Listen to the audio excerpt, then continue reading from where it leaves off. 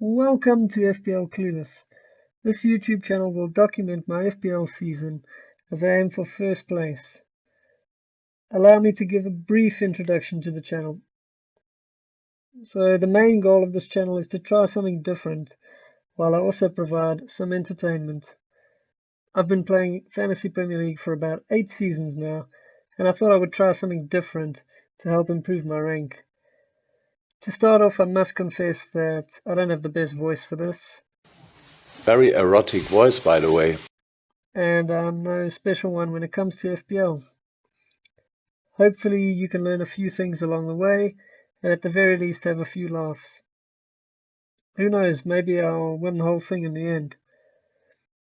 Then I can rename my team to Captain General Secretary of Football or something. Yes, I know the chances of that happening are very slim, and if it does fail, I'm sure my mum will have my 347,256th place ribbon waiting for me. On the screen you can see my GW1 FPL team, and this team could probably change at the last minute, but I'll just give you guys a quick breakdown. I feel like a kid in an ice cream store at this stage with so many choices. Do I go for the vanilla picks that everyone will no doubt choose, or do I pick those exciting looking flavors that could turn out to be awful? In goals, we have Alex McCarthy, because he looked good towards the end of last season, and I thought I would start with him. The backup keeper that I have is any 4 million keeper. I'll probably go with Button at the moment, and that might not change. I haven't gone for a second playing keeper because I don't like rotating my keepers. I always seem to pick the wrong one and lose out on so many points anyway. Next up will be the defenders, and as you can see, I've got Trent Alexander-Arnold. I think he looks really good, and he's priced at 7.5. I really thought he was going to cost at least 8 million, so that's why for me he's gone straight into my team. He's obviously a very attacking defender, and that's why I've opted for him. I would also like to welcome Matt Doherty into my side, but I am thinking of switching him to Dyer, possibly to save some money. But Doherty is also a very attacking defender, so for now I'd like to welcome Matt to my team. Kyle Walker-Peters is the next pick, because I'm sure that he will start for Southampton. I was thinking of picking Justin at the same price, but he might not play for very long, and he might not even start because Leicester did sign a new right back who I believe can play left back as well, but we're just going to have to wait and see what happens there. Vinagre is my final pick from Wolves, because the Wolves team looked very solid defensively towards the end of last season, and Vinagre is a very cheap option. I know he's a bit of a risk. He might not play, but this is a risk that I am willing to take, and that's also kind of why I didn't put Justin in. I'd rather take a risk on one of the 4.5s. But again, Vinagre could change if I do hear any news closer to the deadline. My fifth and final defender will be Mitchell, because I've heard that he will probably start the game. Patrick Van Arnold is injured at the moment, so Mitchell saves me a lot of money at the start, and I can always swap him out later for another 4 million defender that might be playing.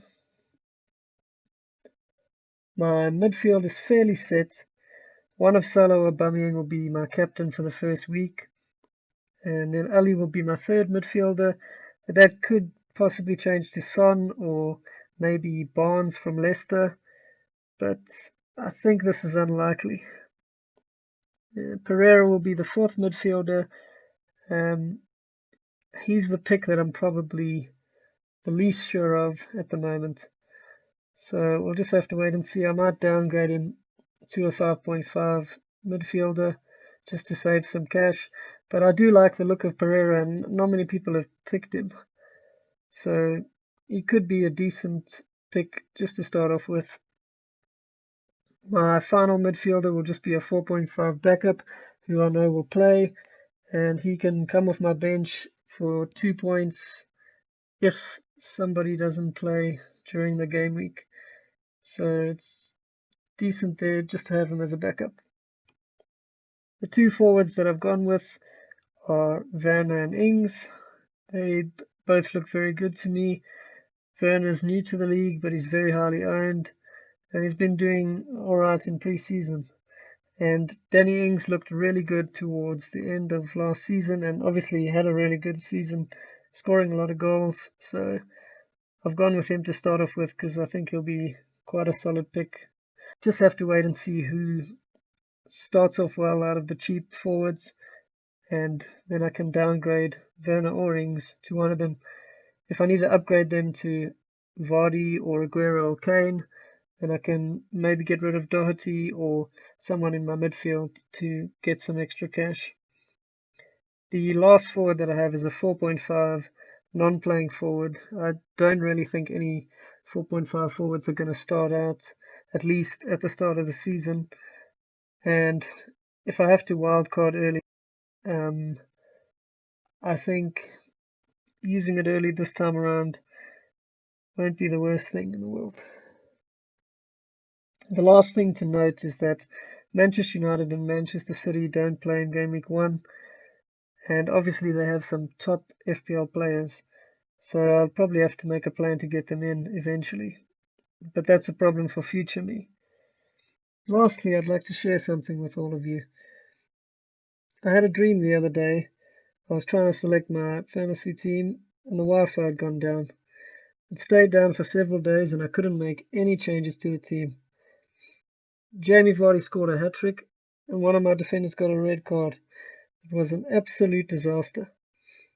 I woke up and realized that it was all just a nightmare. Thank goodness.